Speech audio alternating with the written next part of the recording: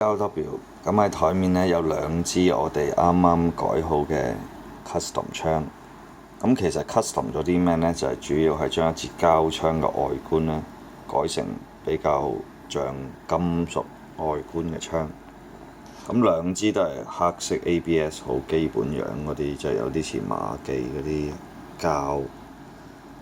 咁啊，講一講下底呢支比較特別嘅。咁呢支槍呢，就係一個客人呢要我哋特別改出嚟嘅。咁啊，base on一支塔拉卡380嘅細嘅 Colt，改成一支佢想送俾佢朋友嘅一支槍。咁佢朋友以前喺外國陀過一支西班牙製嘅 Star。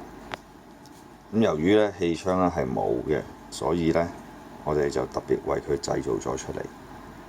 咁啊，你睇到啦。咁啊，本身一支ABS 膠槍呢，就變成一個金屬感重啲嘅槍。咁我哋再加埋 marking 個 grip 呢，都幫佢做咗一個 Star 嘅 logo 落去。咁啊，其實呢間西班牙真槍廠呢，攞翻好多名牌子嘅槍，做啲平價錢。咁佢哋都有好多好槍出品嘅。如果你睇 YouTube 呢，其他真槍片呢，好多人都讚 full size 嗰支911都好可靠嘅，又平又正嘅，係啦。而呢支呢，就係塔拉卡嘅 M10 左輪早期型，咁啊右管啦 Smith & Wesson。咁呢，呢個輪瓜呢，就係亞圓嚟嘅，咁啊所以 blue 上去呢比較上色。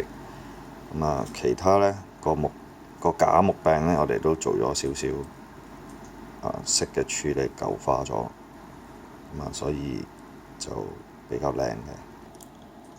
咁啊另外啦，呢塊片呢就金屬嘅，咁所以佢上色呢都比較容易。咁我哋都盡量追翻同一隻色嘅。咁我哋呢就拆走咗呢個 Made in Japan 塔拉卡個字，咁遲啲再刻埋啲 marking 上去嘅。咁如果大家有興趣呢，將佢哋啲舊啲嘅日本膠身槍，外形比較罕有嗰啲變成金屬，即係例如冇金屬 kit 出嗰啲呢，咁啊可以幫你哋做呢啲手工加工啊。多謝。